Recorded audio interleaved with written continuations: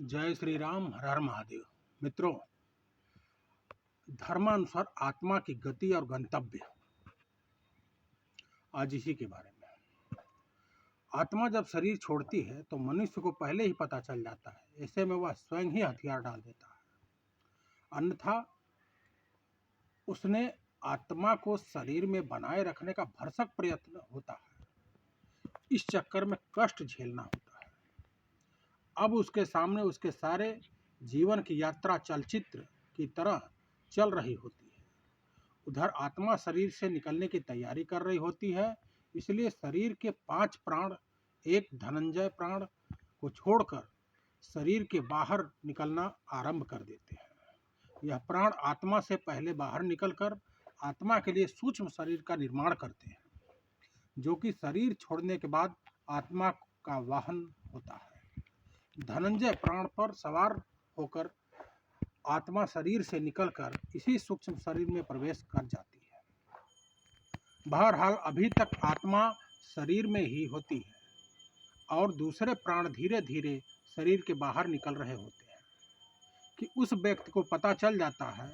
उस व्यक्ति को बेचैनी होने लगती है, घबराहट होने लगती है, सारा शरीर फटने लगता है, खून की गति धीमी होने लगती है, सांस उखड़ने लगती है, बाहर के द्वार बंद होने लगते हैं, अर्थात जब चेतना लुप्त होने लगती है, मूर्छा आने लगती है, चैतन्य ही आत्मा के होने की संकेत है। और जब आत्मा ही शरीर छोड़ने को तैयार है तो चेतना का तो जाना ही है और मूर्छित होने लगता है, बुद्धि समाप्त हो जाती है, किसी प्रकार अनजाने लोक में प्रवेश की अनुभूति होने लगती है। यह चौथा आयाम होता है। फिर मूर्छा आ जाती है और आत्मा एक झटके से किसी भी खुली हुई इंद्री से बाहर निकल जाती है। इसी समय ही चेहरे विकृत हो जाते हैं। यही आत्मा के शरीर छोड़ देने की मुख्य चिन्ह होता है। शरीर छोड़ने से पहले केवल कुछ पलों के लिए आत्मा अपनी शक्ति से शरीर को 100% सजीव करती है, ताकि उससे निकलने का मार्ग अवरुद्ध न रहे, और फिर उसी समय आत्मा निकल जाती है। शरीर खाली मकान की तरह निर्जीव रह जाता है। इससे पहले कि आसपास कुत्ते बिल्ली रोने की आवाज़ आती है, इन पशुओं की आंखें अत्यधिक चमकीली हो जाती हैं, जिससे वे रात के अंधेरे में तो क्या सूक्ष्म शरीरधारी आत्माओं को भी देख लेते हैं। जब किसी व्यक्ति की आत्मा शरीर छोड़ने को तैयार होती है तो उसके अपने सगे संबंधी और मृत आत्माओं के रूप में होते हैं, उसे लेने आते हैं, और व्यक्ति उसे यमदूत समझता है और कुत्ते बिल्ली उन्हें साधारण जीवित मनुष्य ही समझते हैं और अनजान होने की वजह से उन्हें देखकर रोते हैं और कभी कभी भौंकते भी हैं। शरीर के 5 प्रकार के प्राण बाहर निकलकर उसी तरह सूक्ष्म शरीर के निर्माण करते हैं, जैसे गर्भ में स्थूल शरीर के निर्माण क्रम से होता है। सूक्ष्म शरीर का निर्माण होते ही आत्मा अपने मूल वाहक धनंजय प्राण के द्वारा बड़े वेग से निकलकर सूक्ष्म शरीर में प्रवेश कर जाती है। आत्मा शरीर के जिस अंग से निकलती है उसे खोलती तोड़ती हुई निकलती है। जो लोग भयंकर पापी होते हैं उनकी आत्मा मूत्र या मल मार्ग से निकलती है। जो पापी भी है और पुण्य आत्मा भी है, उनकी जो पुण्य आत्मा है उनकी आत्मा मुख से निकलती है। जो पापी कम और पुण्य आत्मा अधिक है उनकी आत्मा नेत्रों से निकलती है।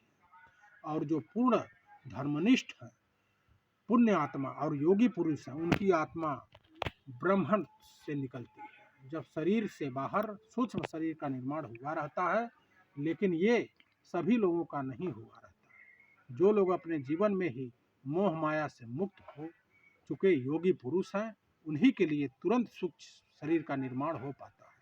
अन्यथा जो लोग मोह माया से ग्रस्त हैं परंतु बुद्धिमान हैं, ज्ञान विज्ञान से अथवा पंडित से युक्त हैं, ऐसे लोगों के लिए 10 दिनों में सूक्ष्म शरीर का निर्माण हो पाता है। हिंदू धर्मशास्त्र में 10 गात्र का श्राद्ध और अंतिम दिन मृतक की श्राद्ध करने का विधान इसीलिए है कि 10 दिनों में शरीर के 10 अंगों का निर्माण इसी विधान से पूर्ण हो जाए और आत्मा को सूक्ष्म शरीर मिल जाए। ऐसे में जब तक 10 गात्र या श्राद्ध पूर्ण नहीं होता, सूक्ष्म शरीर तैयार नहीं हो जाता। आत्मा प्रेत शरीर में निवास करती है। अगर किसी कारणवश ऐसा नहीं हो पाता तो आत्मा प्रेत योनि में भटकती रहती है। और एक बात, आत्मा के शरीर छोड़ने के समय व्यक्ति को पानी की बहुत प्यास लगती है।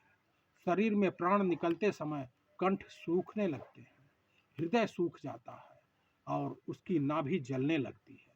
लेकिन कंठ अवरुद्ध होने से पानी पिया नहीं जाता और ऐसे ही स्थिति में आत्मा शरीर छोड़ देती है। प्यास अधूरी रह जाती है, इसलिए अंतिम समय में मुख में गंगा जल डालने का विधान है। इसके बाद आत्मा का अलग पड़ाव होता है, शमशान, जहाँ अपना निश्चित काल व्यतीत करने के उपरांत यथाकर्म और प्रारब्ध के अनुसार अपने गंतव्य की ओर अग्रसर होती है। जय श्री राम, हर हर महादेव।